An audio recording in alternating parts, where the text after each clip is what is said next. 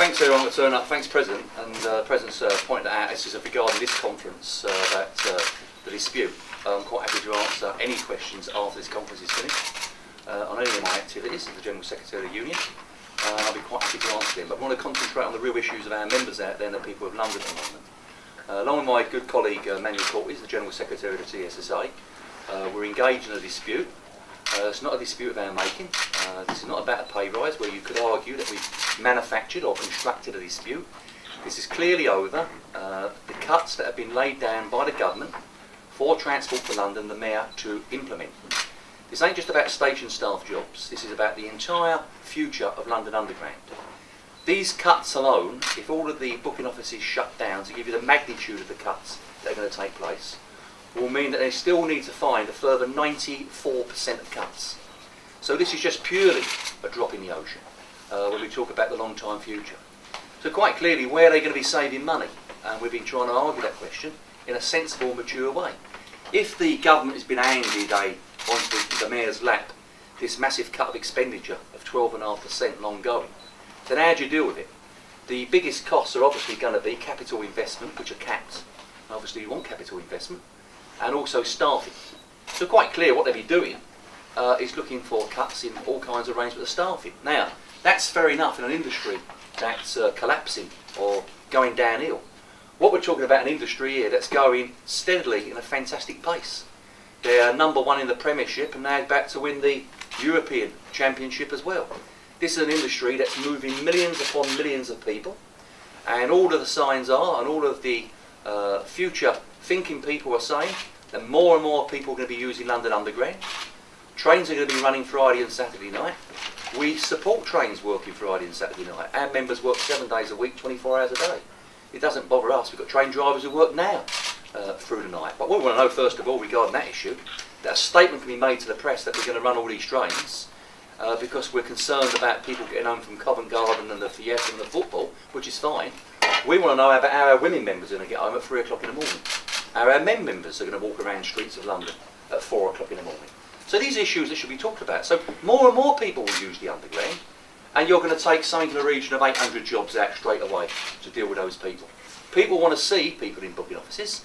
There's this entire issue that is just about someone sitting behind a counter, and that's not diminishing the role of someone in a news agent, but it's basically that's their job, is just sitting behind a counter, handing a ticket out like you'd out a Mars bar from a shop. These people play a prominent role. They're visual, they are got the competencies of that particular station, they've got the experience, and when the bombings took place by the vicious terrorists in London a few years ago, these are the people that come from the back of the booking office to support those groups of passengers who are travelling around London and got them to a safe place. So we want to talk about them. And let's have a sit down and talk about these booking offices, the rights and merits and demerits of keeping them open. What we've had is an announcement from London Underground in November that 800 jobs are going, and that's the end of it. And we've been constantly trying to talk to them. Now the only reason that we've been at ACAS for 7 to 8 days and still there now, our negotiators, is because they haven't taken us seriously, and they gave us 3 months notice that these jobs were starting to go. And the notification starts at the end of this month that people will start being dismissed. So therefore we had no other opportunity to ballot for strike action. If we just sat and sat, then the fact is our members were being pushed out the door that was doing in particular jobs. Now we've asked the Mayor for a meeting, and the Mayor has said that he's prepared to have a meeting. The last letter I got from him, dated the 31st of January, says, "Dear Bob, thank you for your email. To clarify, as I said in my letter, I'm happy to meet subject to all industrial action being called off beforehand.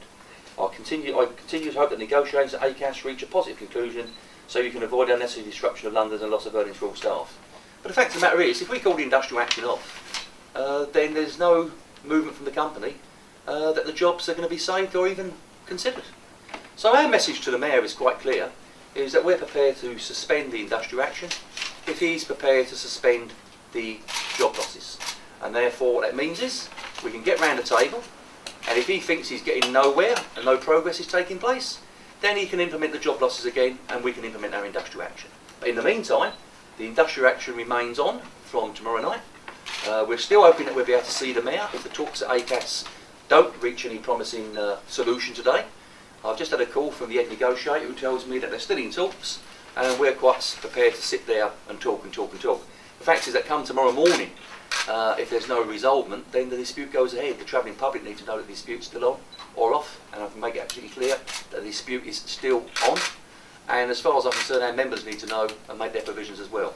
So our call is to the Mayor, is to just sit back and think for an hour and say to yourself, when you talk about industrial action, it's been done as a result of the decision they made on my union and Manuel's union to do away with these jobs, and making it quite clear that they need to make these massive cutbacks over the next 4 to 5 years of something in the region of 12.5%. So once we get over this issue, there's going to be another issue and another issue and another issue. And we think we should sit down in a mature way and discuss as representatives. Now, I'll make my clear situation about the Mayor. I'm not going to get in a slanging match with the Mayor of London.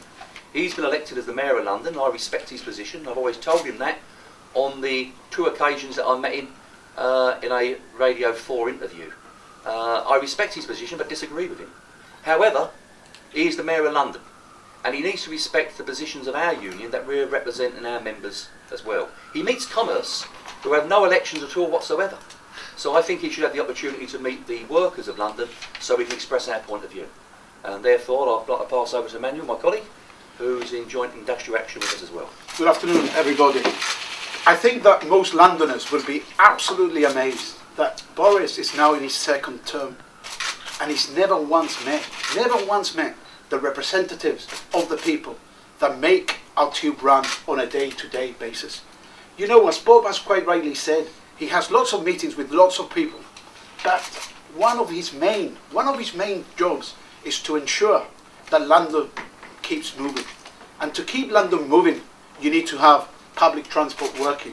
It's absolutely amazing that he has refused to meet with the leaders of those unions that make this a reality. You know, we have called from the beginning of this dispute, we have called on him to come and meet us. It is not too late yet. He can still come and sit down, as Bob has rightly pointed out. He can sit down with us and let's have a mature debate on what we need to do to make sure that the tube is fit for the 21st century. But when you have got growing passenger numbers, it makes no sense whatsoever that you can run the tube with less people to do so. You know, unfortunately, we have a very recent tragic history of terrorist attacks on our underground.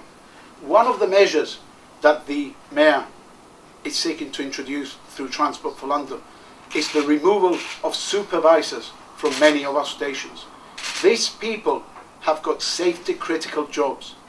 Their role is to safely evacuate those stations if, unfortunately, we ever again faced any kind of major incident. How are they going to do that when they will assign one supervisor to 6 stations? You can well imagine, and I'm sure that most people who use the tube will see this, that if an incident happens, the whole system goes into lockdown. How could those supervisors reach the other 5 stations? They might be at 1 if they're lucky. How do they get to the other 5 to ensure that there is a quick and safe evacuation? You know, it appears to me that the Mayor is prepared to gamble with passenger safety. Our message is very clear. Our members aren't, and hence why we're taking a very strong stance on this. I hope that we can reach a deal at talks at Acres today, because nobody wants to inconvenience passengers. At the end of the day, our members have got a relationship that has been built with them over years, because they are the ones who open and close those stations. They are the ones who help them when somebody has got mobility problems. They are the ones who ensure that if somebody doesn't know what the fare is to go between A and B, they give them that assistance so that people can travel with knowledge. So the last thing they want to do is inconvenience passengers. But they also understand that if they do not take a strong stance, the safety of our tube will be compromised going forward. And you know, and this is the honest truth, the people most inconvenienced by a strike is our members and their families. Because like all of you, you don't go to work for the sheer joy of it. You do it to end a livelihood. When they go on strike, they have no pay whatsoever. So they're taking a really strong stance in defence of Londoners. And that's why I think that the majority of the public is behind us. Yes, nobody likes to be inconvenienced, but I tell you what people like even less is to ride a tube that will be unsafe in the future. So hopefully Boris will see some sense and either get his negotiators to agree a deal with us at Acres, or take up our offer to meet with us, so we can talk about this going forward. But we will not do that with a gun to our heads. If he wants to have talks with me and Bob and with our representatives, we will only do that if the threat of job cuts is withdrawn from the table until those talks have been completed.